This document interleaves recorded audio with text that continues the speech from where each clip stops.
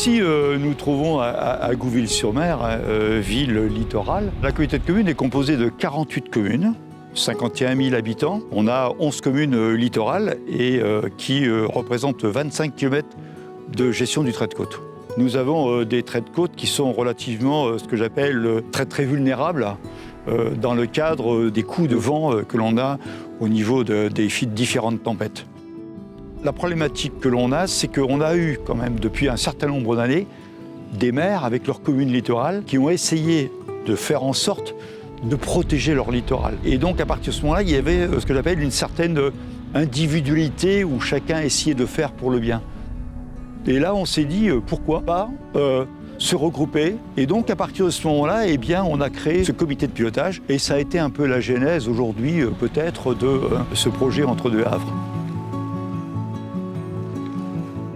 C'est tout l'intérêt du projet partenarial d'aménagement, c'est qu'on comprenne ce qui se passe. Donc en fait, c'est d'amener sur le territoire une compétence intellectuelle, scientifique, technique, qui puisse descendre avec des bottes, rencontrer les gens qui ont l'habitude d'être sur le territoire, pour pouvoir avoir vraiment une approche physique des éléments, puisse comprendre comment ça marche, puisse dire oui, ce secteur-là, on le hiérarchise, il sera à notre avis plus important de le protéger le temps de la recomposition et qui doit être validé majoritairement par une population et aussi par des élus.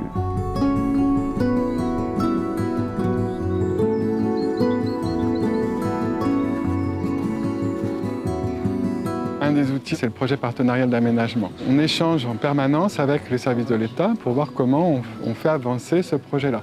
Et un des axes forts de ce projet, c'est de faire un premier pas, de se dire déjà de faire une première réflexion sur le territoire par rapport aux perceptions qu'ont les habitants, à la fois du territoire, à la fois de l'évolution des risques, à la fois du changement climatique. Et derrière, construire, élaborer une stratégie d'accompagnement au changement par rapport à ces perceptions, ces niveaux de conscience, et à pouvoir se projeter dans un avenir qui, pour certains, peut être stimulant, qui, pour d'autres, peut être source d'angoisse ou de peur, en fait, de crainte.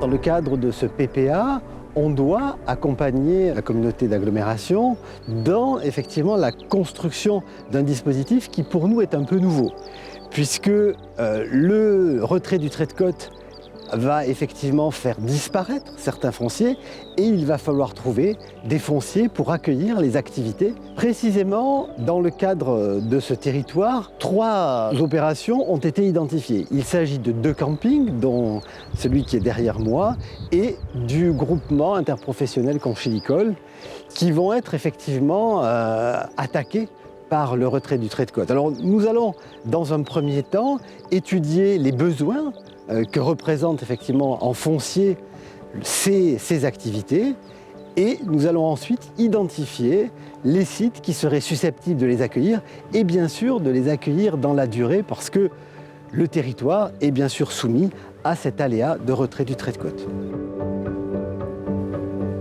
On avait auparavant effectivement seulement la première ligne de bungalows qui était soumis au risque et on se rend compte désormais qu'à 30 ans, c'est les 5 premières lignes, donc une bonne partie du camping qui sera soumis et affecté par le risque.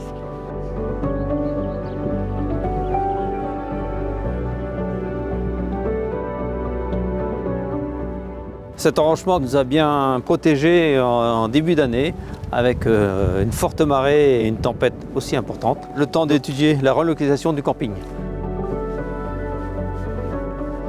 Donc en 2010, quand on l'a acheté, avant d'acheter, on était allé voir la préfecture, enfin les services de l'État, la mairie, pour savoir d'où elle était, effectivement, par rapport à l'érosion.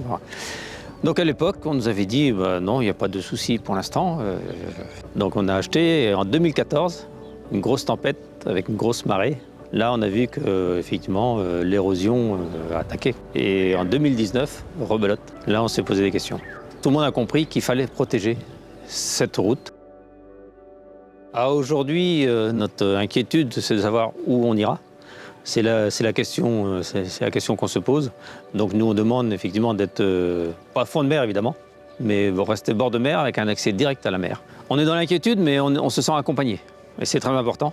Effectivement, tout seul, on ne peut pas y arriver.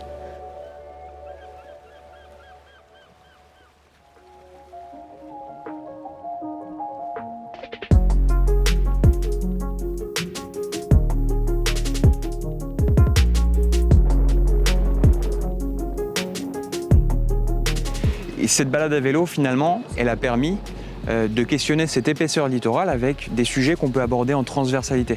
À la fois la production sur le trait de côte, le tourisme, mais c'est aussi des problématiques d'habitat au quotidien, où vont se poser des questions de mobilité, vont se poser des questions d'attractivité des centres-bourgs, des questions de logement. Et toutes ces thématiques-là, finalement, on peut les aborder au travers d'une balade à vélo, puisque ça nous permet de rentrer dans les liens qui font le territoire.